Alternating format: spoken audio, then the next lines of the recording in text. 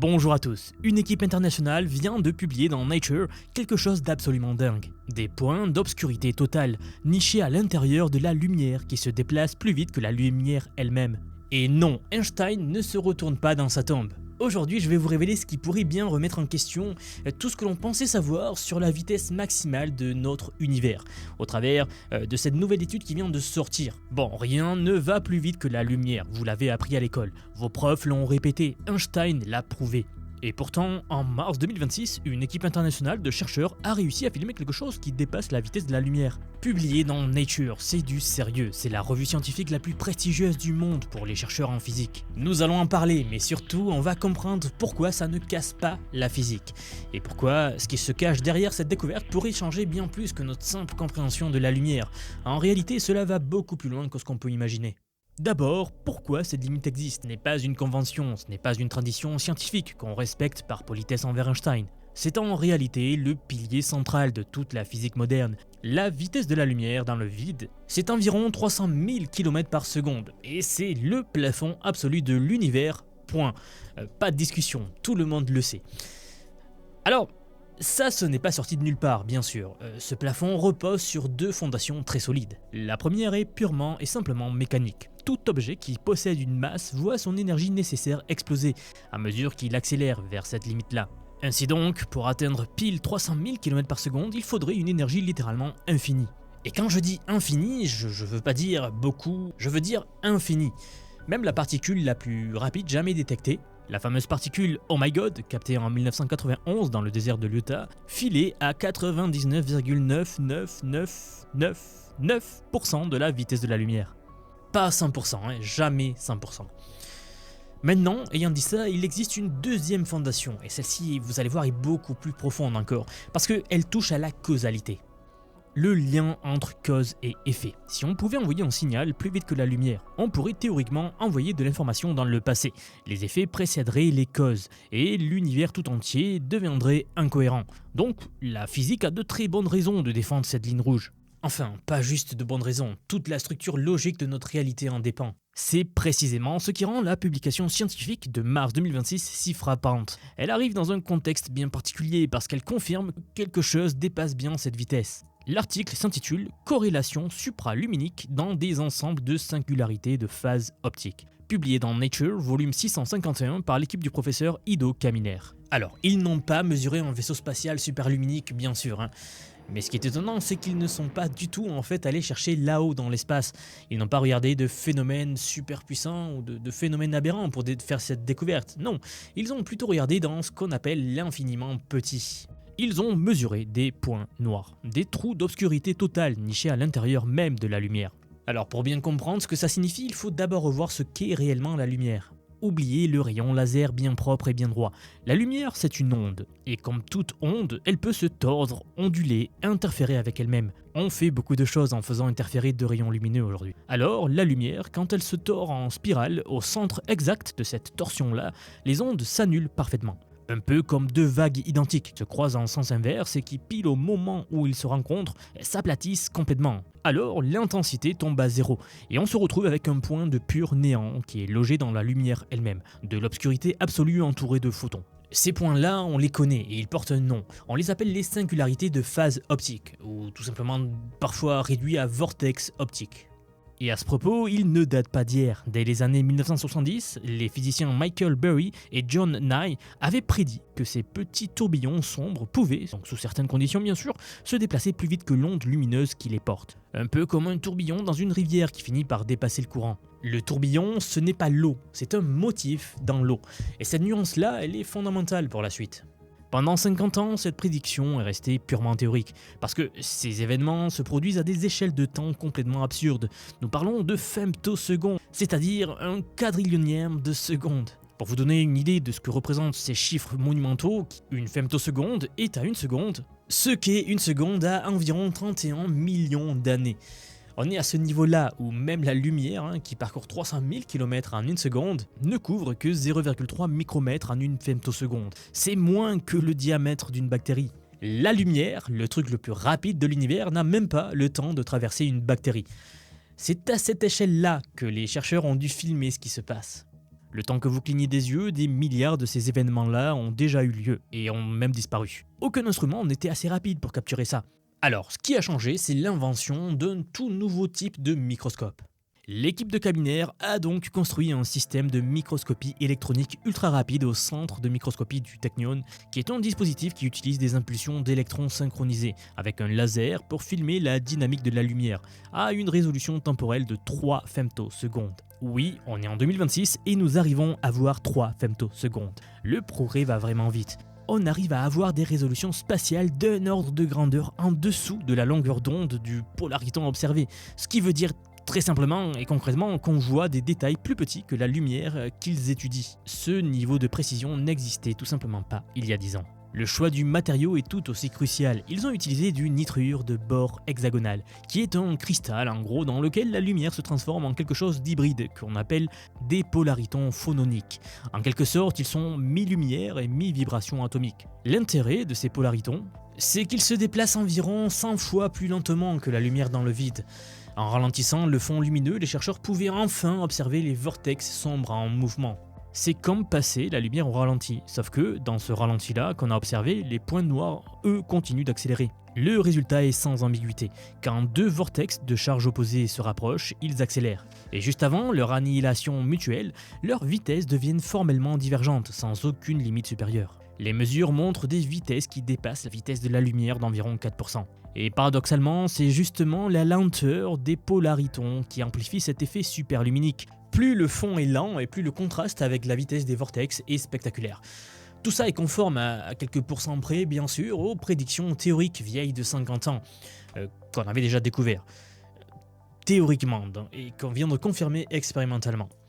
Donc, oui, ça ne casse pas la physique en soi, et c'est là que le sujet dépasse le simple titre accrocheur. Ces points noirs n'ont pas de masse, ils ne transportent pas d'énergie, ils ne portent aucune information. Ce sont des structures géométriques du motif ondulatoire, au même titre qu'une ombre. Si vous bougez la main devant une lampe, l'ombre sur le mur peut se déplacer aussi vite que vous voulez, mais rien de physique n'a voyagé à cette vitesse-là. C'est un motif qui bouge et non pas de la matière. J'aimerais m'arrêter avec vous 20 secondes sur ce concept car il est central. En fait, pour bien comprendre pourquoi ça ne viole rien du tout, il y a un exemple qui est encore plus parlant que l'ombre sur un mur. Si vous braquez un laser sur la surface de la Lune et que vous tournez le poignet par exemple, le point lumineux sur la Lune va balayer des centaines de milliers de kilomètres en une fraction de seconde. La Lune est à 384 000 km de nous, donc un simple mouvement de poignet suffit pour que le point se déplace sur la surface lunaire bien au-delà donc des 300 000 km/s. Alors, techniquement, ce point bouge plus vite que la lumière, mais aucun photon n'a fait ce trajet. Il faut bien comprendre que ici, dans cette expérience de pensée, chaque photon qui quitte votre laser voyage lui bien sagement à la vitesse de la lumière. C'est juste que le point d'impact, lui, se déplace librement. Parce que ce n'est pas un objet, c'est une projection. Et les vortex optiques de cette étude, c'est exactement le même principe, sauf que, au lieu de se passer à l'échelle de la Lune, ça se passe à l'échelle du nanomètre. Et ce qui est réellement nouveau dans cette étude, c'est en fait plus subtil qu'une simple mesure de vitesse. Les chercheurs ont démontré que l'analogie entre singularité et particule, une analogie utilisée depuis des décennies en physique, s'effondre précisément à ce moment-là. Concrètement, depuis les années 70, les physiciens traitent ces vortex comme s'ils étaient des particules dans leurs équations, parce que ça marche très bien pour prédire leur comportement. Sauf qu'ici, nous venons de prouver que cette approximation a une date de péremption. Elle tient tant que les vortex restent sous la vitesse de la lumière, et elle s'écroule dès qu'ils la dépassent. Ce n'est pas un détail technique, c'est une information fondamentale sur la nature des défauts dans tous les systèmes ondulatoires que nous étudions aujourd'hui, que ce soit donc les fluides, les supraconducteurs, l'acoustique, l'optique, tout quoi. Cela nous dit clairement où nos modèles marchent et surtout où ils mentent. Alors, on a vu la découverte, mais les applications concrètes suivent aussi forcément. Et ces vortex optiques-là, au-delà de la physique fondamentale, ils ont des applications très concrètes. Ils portent ce qu'on appelle un moment angulaire orbital, c'est-à-dire qu'ils tournent sur eux-mêmes en se déplaçant, un peu comme une balle de football américain qui vrille dans l'air. D'ailleurs, une petite anecdote, est-ce que vous saviez que cette propriété de torsion de la lumière-là, on la connaît que depuis très récemment ? On savait depuis longtemps que la lumière pouvait tourner, c'est ce qu'on appelle la polarisation circulaire, et c'est d'ailleurs le principe derrière les lunettes de cinéma 3D, si vous ne saviez pas. Mais le fait qu'elle puisse aussi vriller en spirale comme un tire-bouchon, ça n'a été démontré expérimentalement qu'en 1992 par une équipe aux Pays-Bas. Avant ça, c'était purement mathématique. Aujourd'hui, c'est cette vrille-là qu'on utilise pour manipuler de la matière à distance et pour transporter des données. On peut aussi l'utiliser pour piéger et manipuler des particules microscopiques sans jamais les toucher physiquement. En astronomie, un domaine qui m'est cher, on s'en sert déjà d'ailleurs. Des instruments qui sont appelés les coronographes à vortex optique utilisent justement ces tourbillons pour bloquer la lumière aveuglante d'une étoile et révéler ce qu'il y a juste à côté, notamment des exoplanètes qu'on ne pourrait jamais voir autrement, et donc découvrir potentiellement des planètes comme la Terre. Oui, des planètes qui pourraient présenter un écosystème similaire au nôtre. Le télescope Keck à Hawaï fonctionne avec cette technologie depuis des années déjà. Mais au-delà de ça, les techniques de microscopie qui ont été développées pour cette expérience précise-là ouvrent des portes que personne n'avait vraiment anticipées. On parle potentiellement de scanners médicaux capables d'observer des processus cellulaires en temps réel, puisque rappelez-vous, on arrive à observer des phénomènes de l'ordre du femtoseconde, ou alors de systèmes de réalité augmentée qui manipulent la lumière avec une précision nanométrique. Le pont entre un article publié dans Nature et la technologie qui va en découler, que vous utiliserez dans 5 ans, il se construit dans ces laboratoires en ce moment même. Ça a toujours été comme ça en réalité. Et d'ailleurs, l'échelle de cette recherche dit quelque chose en soi, car je vous ai dit que cette équipe, ce papier a été découvert par une équipe, mais je ne vous ai pas précisé que, en réalité, cette équipe, c'est une équipe internationale. Il s'agit d'une très grosse collaboration internationale. Ceux qui ont participé à cette découverte sont le Technion, le MIT, Harvard, Stanford, l'ICFO à Barcelone, Milano Bicocca en Italie et le SIOM en Chine. Bref, 7 institutions réparties sur 4 continents, mobilisées pour mesurer des points de néant dans la lumière. Oui, quand autant de cerveaux convergent sur un même problème, ce n'est jamais par simple curiosité académique, mais c'est parce que les retombées derrière sont bien réelles. Et c'est peut-être ça, le vrai message de cette histoire. La découverte en elle-même, elle est élégante, elle est impressionnante. L'obscurité qui dépasse la lumière, c'est très poétique. Mais l'outil qui l'a rendu possible, ce microscope électronique ultra rapide, est en train de devenir une plateforme pour explorer tout ce qu'on ne pouvait tout simplement pas voir avant. La biologie moléculaire, la chimie des réactions ultra rapides, les interactions dans des matériaux quantiques. L'univers, même avec ses règles les plus strictes, contient des failles. D'ailleurs, pas des failles qui cassent les lois, mais des failles qui révèlent des couches de réalité qu'on n'avait jamais pu observer jusqu'à aujourd'hui. Et à chaque fois que nos outils progressent, c'est toujours la même histoire, vous le voyez, notre compréhension fait un bond en avant, parfois dans des directions que personne n'avait anticipées. Rappelez-vous au début du siècle précédent, où on avait découvert la mécanique quantique par exemple. Ces percées en optique, en microscopie, en matériaux quantiques, elles ne restent pas confinées dans les labos. Elles nourrissent directement les infrastructures de l'intelligence artificielle, des communications plus rapides, des capteurs plus précis, des puces de calcul beaucoup plus performantes. Et l'intelligence artificielle, en retour, accélère la recherche fondamentale. C'est une boucle. Et ceux qui comprennent cette boucle, ceux qui savent utiliser ces outils avant les autres, ce sont ceux qui captent les opportunités, les vraies opportunités. Donc, messieurs, dames, si vous sentez que le monde accélère et que c'est le moment de maîtriser l'IA avant qu'elle ne vous dépasse, vous avez raison. Et j'ai justement quelque chose pour vous. J'aimerais vous dire que depuis quelques mois déjà, j'ai construit un programme d'apprentissage unique. Je vous apprends l'IA sous tous ses aspects. C'est un parcours que j'ai créé et pensé pour vous transmettre tout ce que je sais. Alors non seulement sur les modèles d'IA comme ChatGPT, Gemini de Google, Grok de Elon Musk, Claude, etc. Je vous montre en fait et surtout la manière de les intégrer concrètement dans votre vie, dans votre travail, dans vos projets. Et ce que vous soyez salarié, indépendant, entrepreneur ou même à la retraite. Car oui, nous avons beaucoup de retraités dans la communauté et ils utilisent l'IA au quotidien. J'ai récemment sorti la plus grosse mise à jour à ce jour de la formation. Ça fait un petit moment que j'en parlais, mais ça y est, elle est là, elle est en ligne. C'est un module entièrement dédié à l'automatisation par IA, donc en utilisant N8N. Autrement dit, la création d'agents IA, donc des espèces de salariés virtuels qui vont travailler pour vous et tout faire pour vous.